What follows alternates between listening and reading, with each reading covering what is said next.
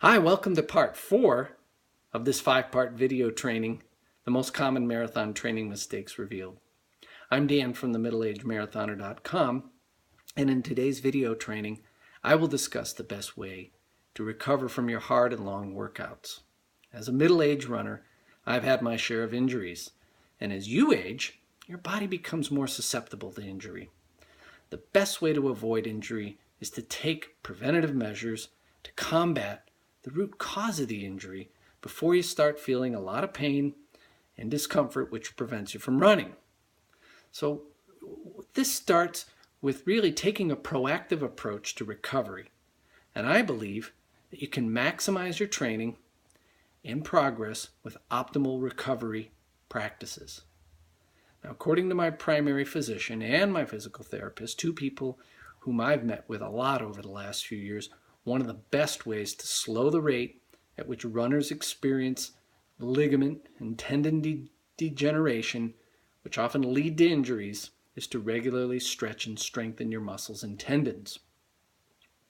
At the bottom of this video, you're going to see a few stretches that I regularly complete to loosen major muscle groups that are used by runners and help prevent the most common running-related injuries.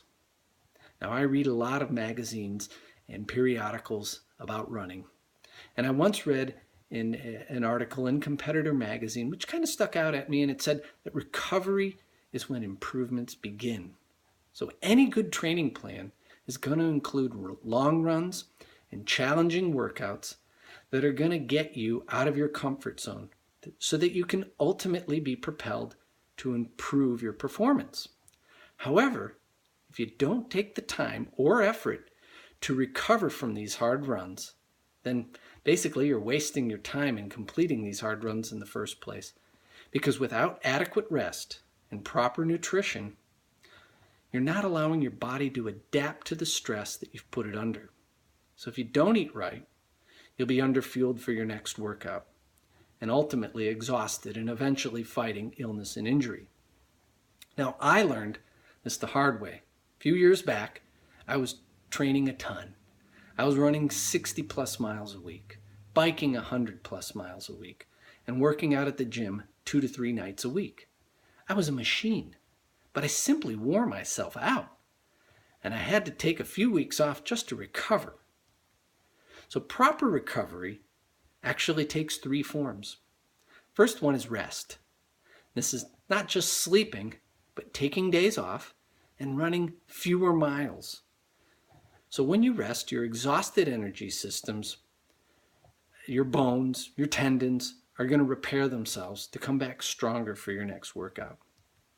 The second form of proper recovery is through nutrition. And this is really, really important. I read some places where people say, hey, you're training for a marathon, eat whatever you want. Wrong. You cannot eat just whatever you want. Eating and drinking proper foods before and after your workouts, especially your longer and more intense training races and workouts, are going to help you prevent bonking, either in the race, in the workout, or afterwards, like what happened to me. So what you consume after your workout is going to allow you to recover and perform at a high level again within just a few days. There's a short recovery window of about 60 minutes after a race or a hard workout where you need to start rehydrating and restock your glycogen stores. So that's the fuel that you consume during the workout. Now, I have read a lot of books about performance and nutrition for runners and athletes. Matt Fitzgerald writes a really good book, and in it he recommends eating about 300 calories that contain a 3-to-1 ratio of carbs to protein. So what does that mean? The carbs are going to be absorbed by the muscles and replenish your energy stores. The protein is going to help begin the process of repairing damaged muscle tissue. So, an example of a good post-workout race or recovery mini meal would be a banana and a bagel, or a bagel and a sports drink. I like on really hard workouts to have a protein drink, but I always have some kind of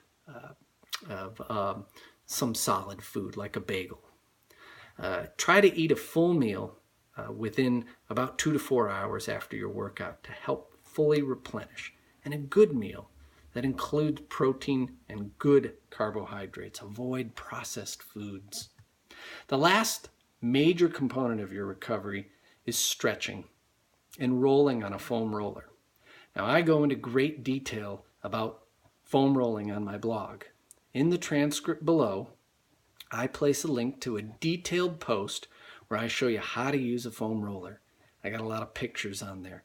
Stretching, on the other hand, should be completed on warm muscles. Now, experts will agree that stretching should be typically completed after your workout. So this is when your muscles are their warmest and the joints are primed to stretch. So if you stretch before a run, do so very carefully. Go slow, don't bounce. So below this video are some illustrations of some easy but very important stretches that I regularly do. First is the calf stretch, then the Achilles stretch, and finally the standing quad stretch. Now there's a lot of other stretches you can do, and I go into detail on those in my comprehensive marathon training plan, Crushing 26.2. Now, I hope this video has helped you.